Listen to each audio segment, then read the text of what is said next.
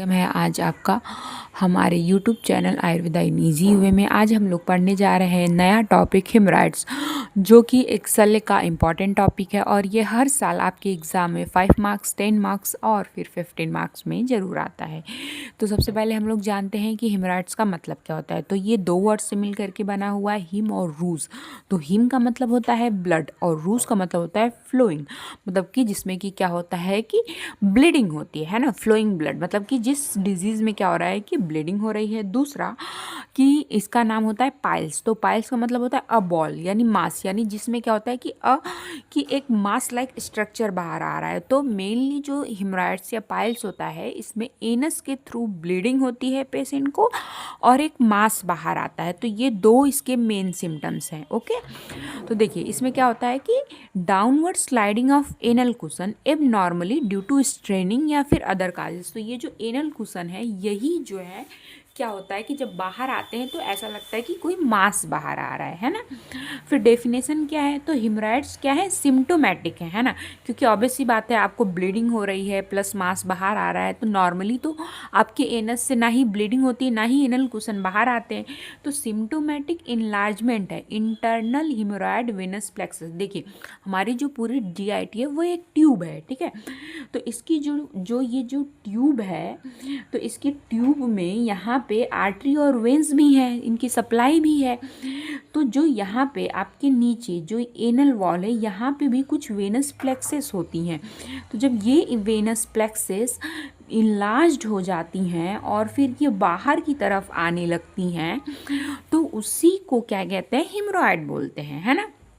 Normally ये बाहर नहीं आती हैं। तो जो इंटरनल, और ये इनकी पोजीशन मेनली कहाँ पे होती है, तो जो इंटरनल हिमोरॉइड्स होते हैं इनकी पोजीशन मेनली 3, 7 और 11 o'clock पे होती है। मतलब आपकी जो एनल कैनाल है वो क्या है, एक पाइप की तरह। तो अगर उस पाइप को आप ऐसे देखें तो इसमें कहाँ पे 3, 7 और 11 o'clock पे ये हिमोरॉयड वेनस प्लेक्सेस होती हैं। तो जब ये इलाज हो जाए, मतलब ये बड़ी हो जाए और ये बड़ी होने की वजह से बाहर आने लगे और ये ब्लीड भी करें, क्योंकि अब वेन है तो वेन में क्या है, ब्लड ही है, तो फिर उसको क्या कहेंगे हम लोग, पाइल्स या हिमोरॉइड्स बोलेंगे, है ना। तो एनल कुशन होते क्या है, तो ये मेनली क्या है, aggregation of blood vessels. Blood vessels में भी क्या है, वेनस है, ठीक है। और क्या होता है, तो देखिए स्मूथ मसल्स होते हैं इसमें, इलास्टिक कनेक्टिव टिश्यू होते हैं। और ये किस लेयर में होते हैं, सब म्यूकोसा में। हम लोग जानते हैं कि जीआईटी में 4 लेयर होती हैं, ठीक है, म्यूकोसा, सब म्यूकोसा, मस्कुलरिस, फिर सेरोसा। तो देखिए स्मूथ मसल्स होती हैं, मतलब ये सब म्यूकोसा लेयर में होती हैं, है ना, म्यूकोसा में नहीं होती हैं, जो सबसे अंदर की तरफ होती है। उसके बाद जो सब म्यूकोसा होती है उसमें होती हैं। फिर उसके बाद मस्कुलरिस होती है ना, that normally reside in left lateral, right posterolateral, right anterolateral, वही 3, 7 और 11 o'clock पोजीशन पे सेम उसी चीज़ को बोला है।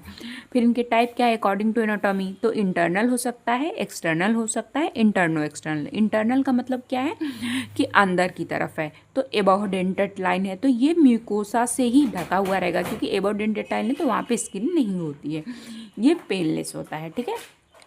एक्सटर्नल तो ये बिलोडेंटेड लाइन होगा और ये इसमें स्किन रहेगी, ठीक है।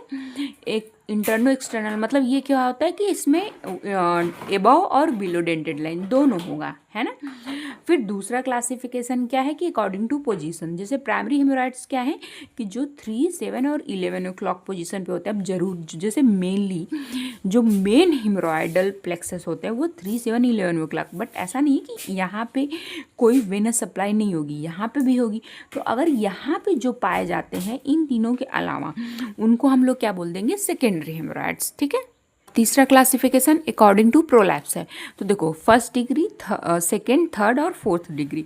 तो फर्स्ट डिग्री क्या है कि इसमें जो पाइल्स है वो वहीं पे है ना, ब्लीड कर सकते हैं लेकिन बाहर नहीं आते हैं ना। मतलब जब आप पर एक्टर करोगे तो आपको पता चलेगा कि अच्छा हाँ यहाँ पे पाइल्स है, लेकिन वो बाहर नहीं आएंगे, है ना। पेशेंट आपको नहीं बताएगा कि जब वो डिफिकेट करने जाता है तो उसको कोई भी मांस बाहर नहीं आता है, ठीक है।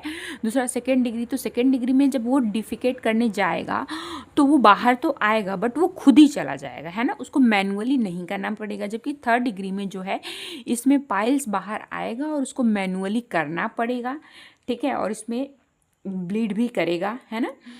और जो 4 डिग्री मतलब आप प्रोलैप्स के बेसिस पे बता रहे हो, इसमें वो मैन्युअली भी नहीं जाएगा, उसका हमेशा ही बाहर रहेगा। इटियोलॉजी हेरिडेटरी हो सकता है। मार्फोलॉजिकल में क्या हो सकता है कि weight of blood column without valves causes, मतलब जो हिमोरॉयडल वेनस प्लेक्सेस होती हैं। तो देखो देखिए नॉर्मली जो ह्यूमन बींग्स होते हैं वो क्या होते हैं, वो स्ट्रेट होते हैं, ठीक है। नॉर्मली जो ह्यूमन बींग क्या होते हैं, स्ट्रेट होते हैं, मतलब वो बंदा ऐसे है, सीधे है, और जीआईटी भी ऐसे ही है।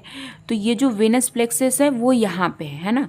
तो ब्लड ऐसे फ्लो कर रहा है, एक तो ग्रेविटी के थ्रू ब्लड नीचे की तरफ है सारा, ठीक है।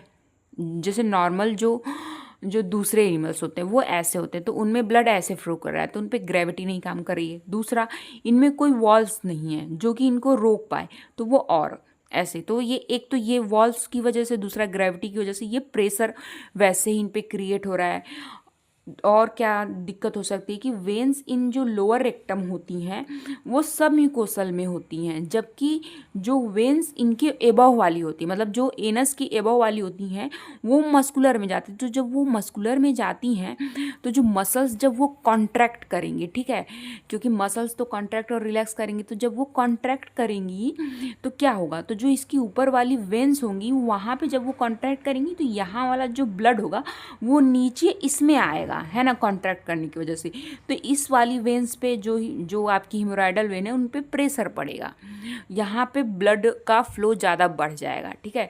तो उसकी वजह से दूसरा क्या है, वही ये वाला सेम चीज़ वही बोल दिया कि सुपीरियर रेक्टल वेन्स की ही जो ट्राइब्यूटरीज होती हैं ये आपकी हिमोरॉयडल वेन्स, तो उसमें भी वॉल्स नहीं होती हैं, है ना। मतलब जिसके ट्राइब्यूटरीज है उसमें भी नहीं है, और जो हिमोरॉयडल वेन्स है उसमें भी नहीं है। प्लस दूसरा है कि इसके ऊपर जो वेन्स हैं वो मस्कुलर में प्रवेश कर जाती हैं, तो जब मसल्स में प्रवेश करें तो जो मसल्स कॉन्ट्रैक्ट कर रही हैं तो उसकी वजह से भी इन पे लोड बढ़ जा रहा है। तीसरा, ग्रेविटी की वजह से इन पे लोड बढ़ रहा है। तो ये सारी चीज़ों की वजह से मार्फोलॉजिकली भी इन पे लोड पहले से ही रहता है। अब आप उस पर और क्या कर रहे हो, तो ये तो मान लो मार्फोलॉजिकली लोड है, लेकिन मार्फोलॉजिकली होने की वजह से भी, मार्फोलॉजिकल की वजह से सारे, अगर मार्फोलॉजिकल की वजह से ही सिर्फ होता तो सबको हो जाता, लेकिन सबको तो नहीं होता है हिमोरॉइड्स।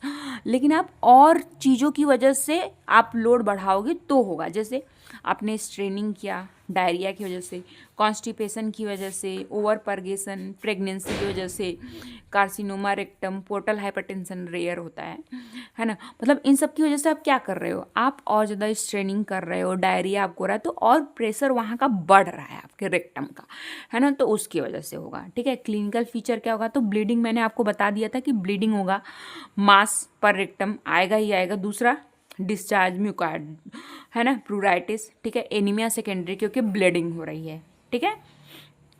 पेन हो भी सकता है, मे बी पेन, देखिए पेनलेस ब्लीडिंग ही होती है। पेन तब होगा अगर कोई और काज हो, जैसे कि प्रोलैप्स, इन्फेक्शन या स्पाज, मतलब हेमोरॉयड की वजह से पेन नहीं होगा। अगर पेन हो रहा है तो उसका कॉज कोई और है। अगर आप इन ऑन एग्जामिनेशन अगर वो मास जो है उसका प्रोलैप्स है तो आपको बाहर दिखेगा, अदरवाइज नहीं दिखेगा, ठीक है। पर रेक्टल एग्जामिनेशन करोगे तो थ्रोम्बोस्पाइल आपको फील होगा, ठीक है। प्रोक्टोस्कोपी के थ्रू, है ना, आपको दिखेगा प्रॉपर, उसकी पोजीशन बता पाओगे कि 3 o'clock पे है, 7 o'clock पे है, या फिर 11 o'clock पे है।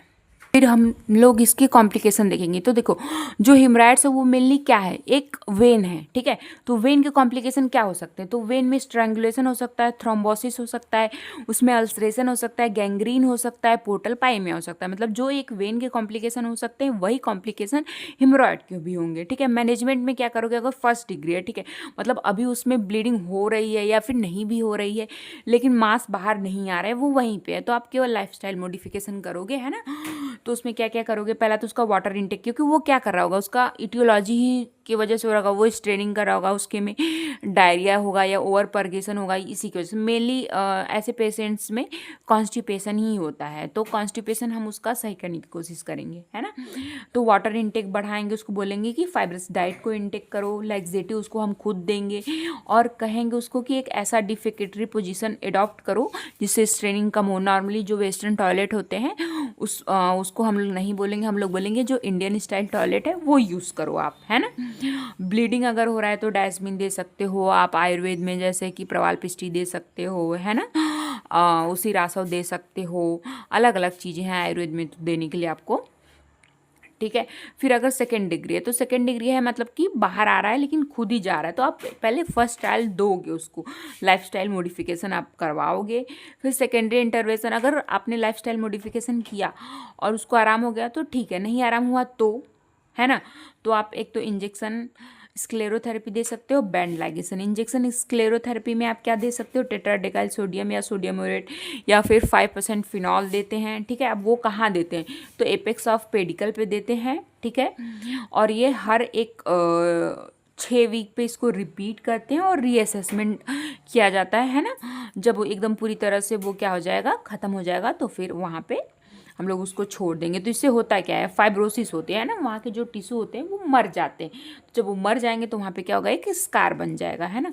तो obliterate the vascular channel and scar is found, वो क्या करेगा, सपोर्ट करेगा प्रोलैप्सिंग एनोरेक्टल म्यूकोसा को। और इसमें क्या यूज़ किया जाता है, गैब्रियल सिरिंज को यूज़ किया। ये देखो, ये होती है गैब्रियल सिरिंज, जिसका यूज़ किया जाता है। और मैंने बताया था ना कि 5% फिनॉल भी यूज़ कर सकते हो आलमंड ऑयल में। तो इसको हम कहाँ पे देते हैं, पेडिकल में देते हैं, ठीक है। अब इसके देखिए कॉम्प्लिकेशन क्या क्या हो सकते हैं, तो या तो आपको पेल्विक एब्सेस हो सकता है, प्रोक्टिलाइटिस हो सकता है, इम्पोर्टेंस हो सकता है, रेक्टोवेजाइनल फिस्टुला हो सकता है। अगर आप डीप चले गए, इस इंजेक्ट कर दिया तो ऐसा हो सकता है ना।